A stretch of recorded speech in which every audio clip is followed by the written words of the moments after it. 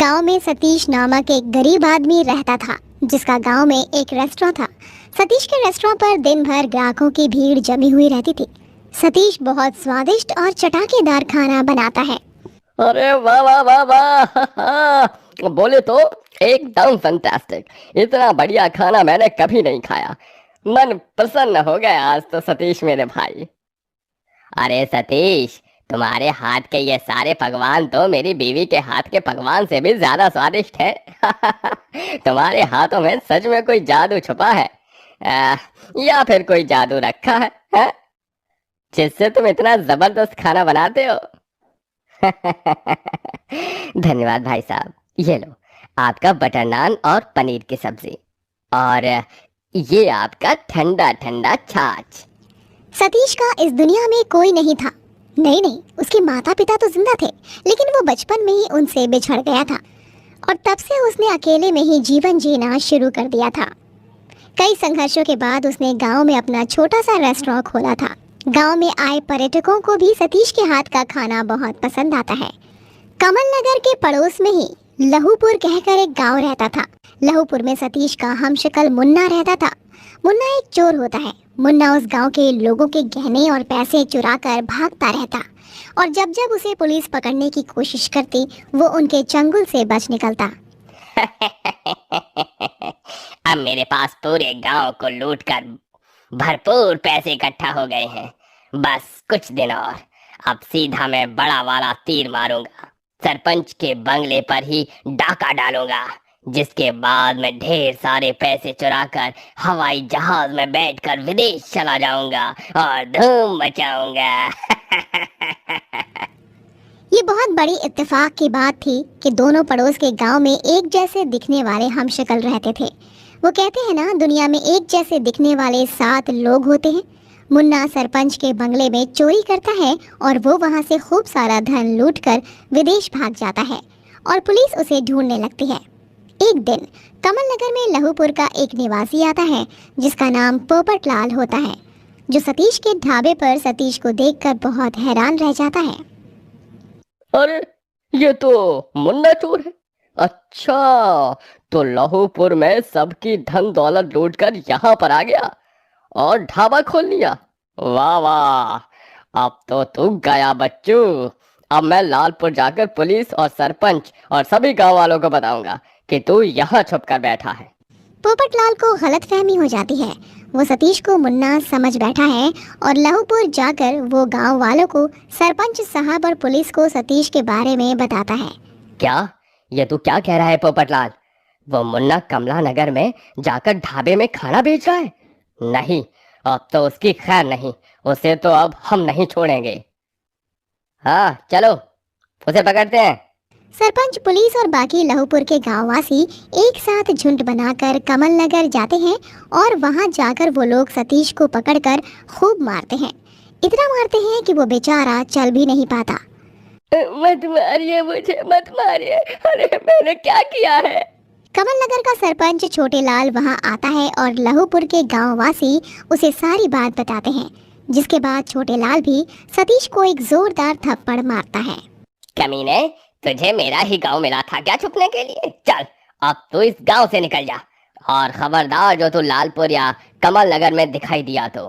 सभी का मार खाने के बाद सतीश को गांव से बाहर निकाल दिया जाता है और वो बेचारा अब कहीं का नहीं रहता। अब मैं कहाँ जाऊँ?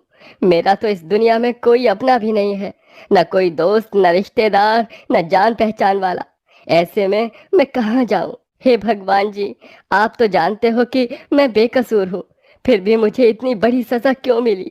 मेरा रेस्टोरेंट भी नहीं रहा मेरे हाथों में अभी। मेरी मदद कीजिए भगवान जी, मेरी मदद कीजिए। बेसहारा सतीश फूट फूट कर रोता है। वो 2 दिनों तक भूखे पेट यहाँ से वहाँ भटकते ही गांव से कोसों दूर एक पुराने जंगल में पहुंच जाता है, जहाँ के पेड़ का फल तोड़कर वो उस फल को खाता है और अपनी भूख मिटाता है। ये क्या, मैं कहाँ आ गया? ये कौन सा जंगल है?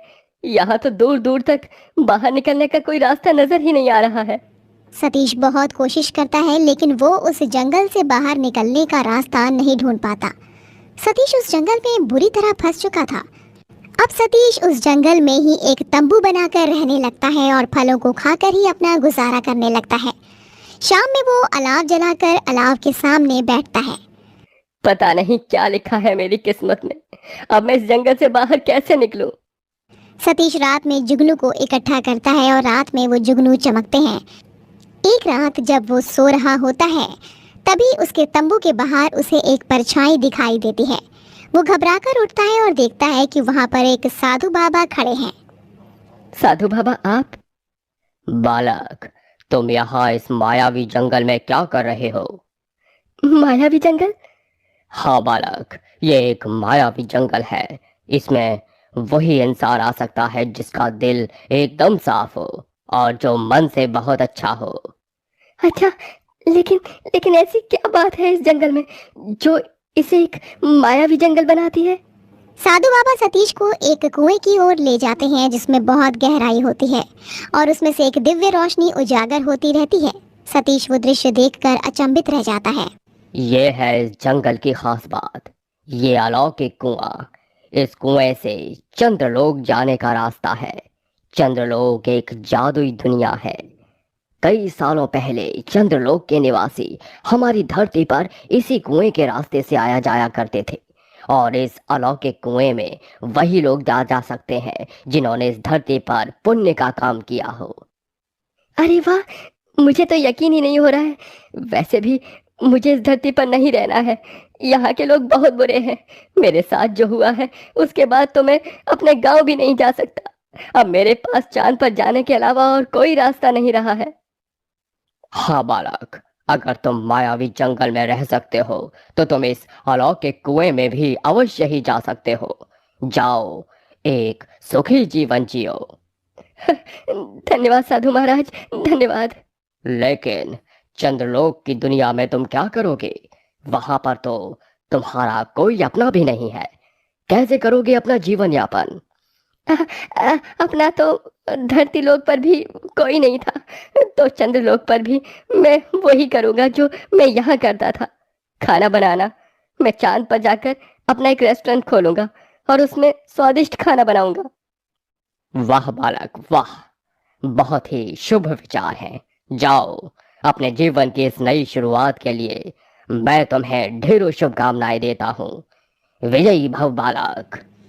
सतीश उस अलौकिक कुएं में कूदता है और वो सीधे चंद्रलोक पहुंच जाता है।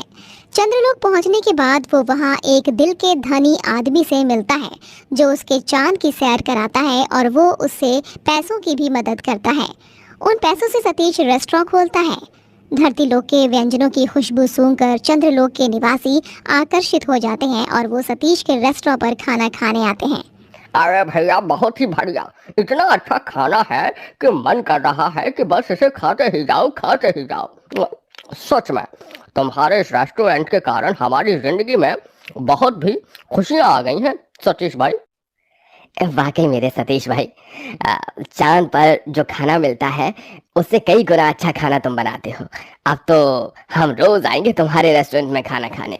सतीश का रेस्टोरेंट पूरे चंद्रलोक में फेमस हो जाता है और वो बहुत सारे पैसे भी कमाने लगता है। उसे चंद्रलोक की एक लड़की से प्यार भी हो जाता है और वो उससे शादी कर लेता है और चांद पर ही अपनी बाकी की जिंदगी बिताता है।